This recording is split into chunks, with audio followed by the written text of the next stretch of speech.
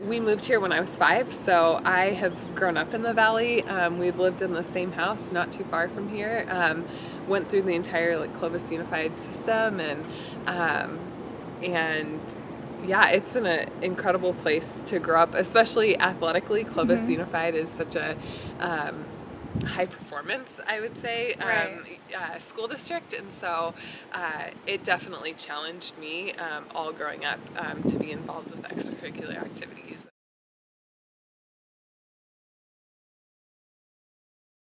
I definitely think it was like a both and type of a thing.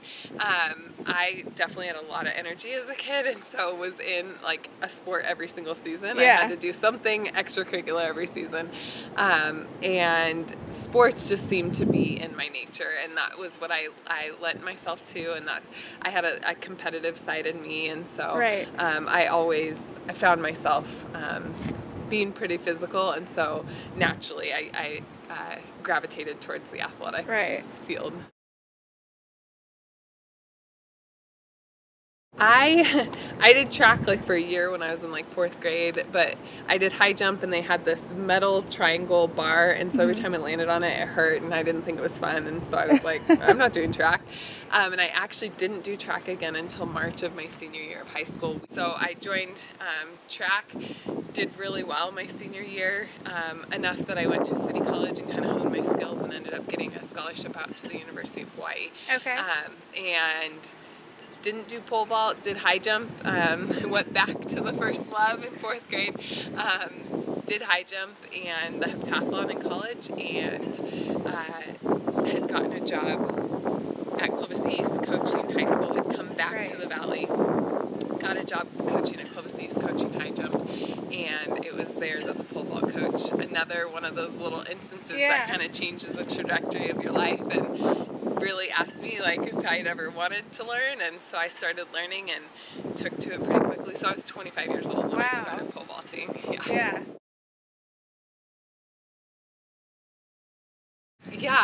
I can very clearly remember the first time I like stopped doing drills and like really actually did a complete vault, and I remember at the time I was serving at TGI Fridays, and I had done that and then had to rush off to a shift at work, and I was just so distracted the whole night.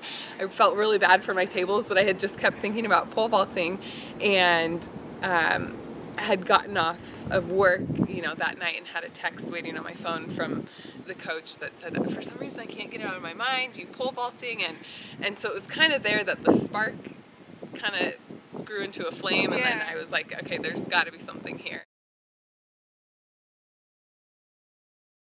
Last June, I made the decision to move to Phoenix, Arizona, to join a training group established there called the World Athletics Center. It's been an incredible group to come alongside them. I literally am training alongside of people who have been to the Olympic Games and have won medals, and just to learn from their knowledge and their experiences and their expertise in the sport is a once-in-a-lifetime opportunity.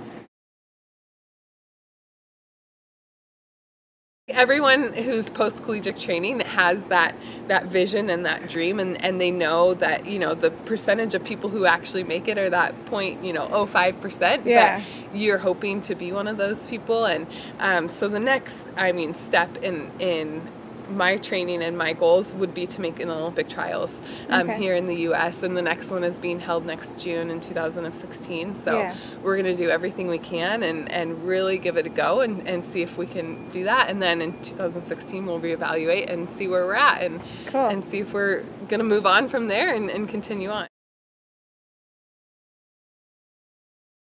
When I first was getting back into the sport, knowing that it was unusual to get back at 25, and knowing that I could enter into the sport and I could train my heart out until my body collapses, and, you know, the greatest thing, you could walk away with an Olympic gold medal, right?